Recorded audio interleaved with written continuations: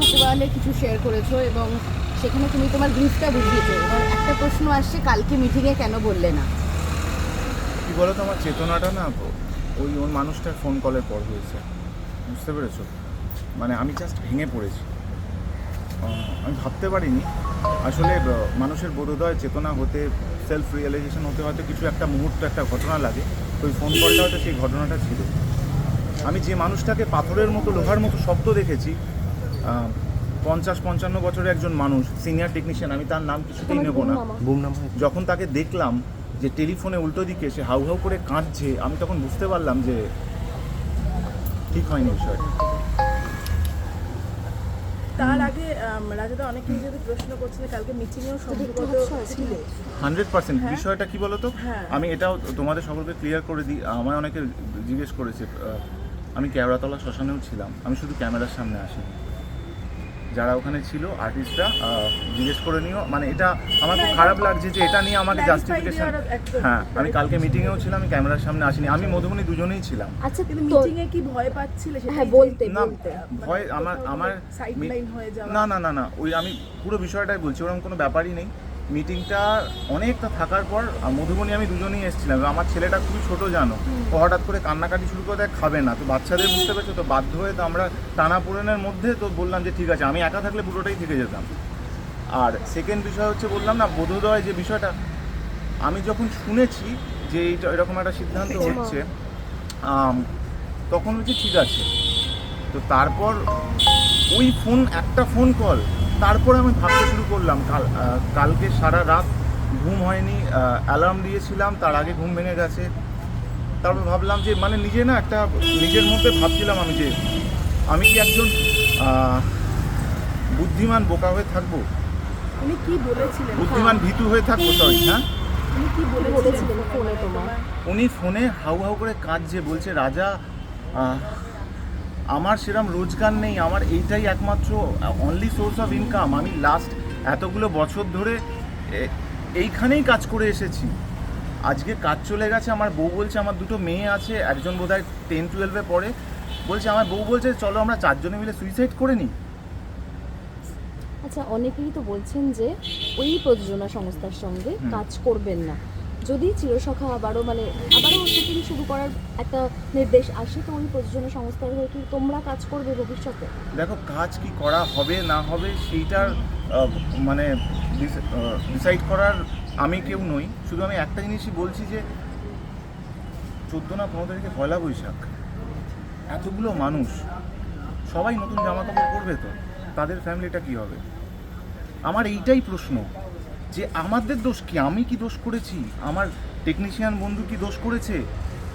Director দোষ করেছে? আরে আর্টিস্টদের ওরকম অবস্থা নয়, আমি বলতে পারছি, কারণ আমি আগেও বলেছি যে মানে সৌভাগ্যবশত অভিনয় করে আমার সংসার চলে না, কিন্তু এটা আমার 100% ভালোবাসা। রোজগার 100% নাও হতে পারে, আমার ভালোবাসাটাকে তো এরকমভাবে কেউ কেড়ে নিতে পারে না।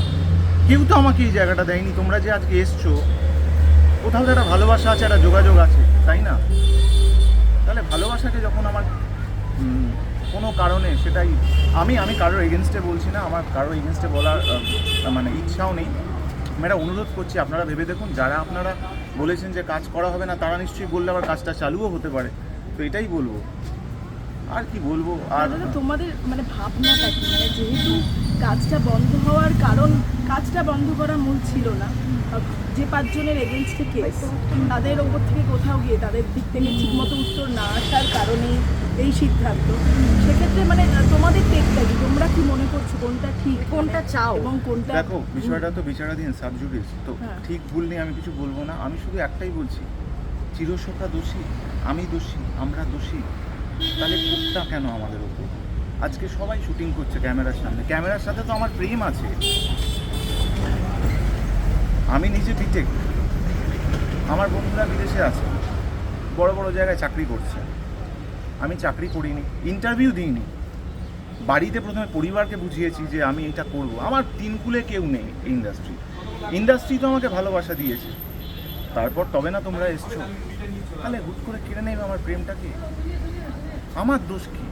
যে টেকনিশিয়ান, যে চা দেয়, সে কি করবে? যে মেকআপের দাদা বহু বছরের সম্পর্ক, আমার বিয়েতে ডেকেছিলাম তাকে, আমি তার নাম নিচ্ছি না, তার পায়ে প্রবলেম আছে, সে কি করবে, সঞ্চয় আছে কি?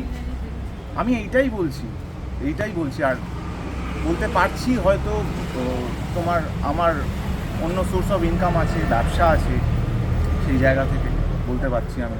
আচ্ছা, তোমরা আর্টিস্ট ফোরাম বা ফেডারেশনকে কোনো আবেদন জানাবে বলে ঠিক আমি করেছো? রিকোয়েস্ট করব যে যারা সিনিয়র আছেন তাদেরকে যে প্লিজ একটু দেখুন, আপনাদের কথায় যদি কাজ বন্ধ হয়ে যেতে পারে, আপনাদের কথায় কাজ চালুও হয়ে যেতে পারে, এটাই বলবো আমি আলাদাভাবে কোনো মানে ব্যক্তি বিশেষে কিছু বলতে চাই না। আমি এই আর্টিস্ট ফোরামেরই অংশ একজন, তো আমি একটা রিকোয়েস্ট করতে পারি। আর আবারও বললাম যে একটা ফোন কল আমাকে মানে হিলিয়ে দিয়েছে। আচ্ছা, ওই প্রযোজনা সংস্থা কি তোমাদের সঙ্গে কিছু বলেছে কথা? না না, অনেকে অনেক রকম ন্যারেটিভ করছে। কি বলবো, লাস্ট 6 মাসে, 6 মাস বছরও হতে পারে, লাস্ট 1 বছরে, ঠিক আছে, যদি লীনাদি বা শৈবালদা আমাকে একটা ফোন করেছে দেখাতে পারো, আমার ফোন আমি জমা দিয়ে দিচ্ছি, যারা গোয়েন্দা আছে তাদের নেই। আমি এটা আমার মনের কথা বলছি, কেউ বলেনি, কেউ বলেনি। আমি তো বলছি, এত বড় কথা বলছি, আমি ফোন দিয়ে দিচ্ছি, একজনও কেউ ফোন করেনি। কেন, ভাই?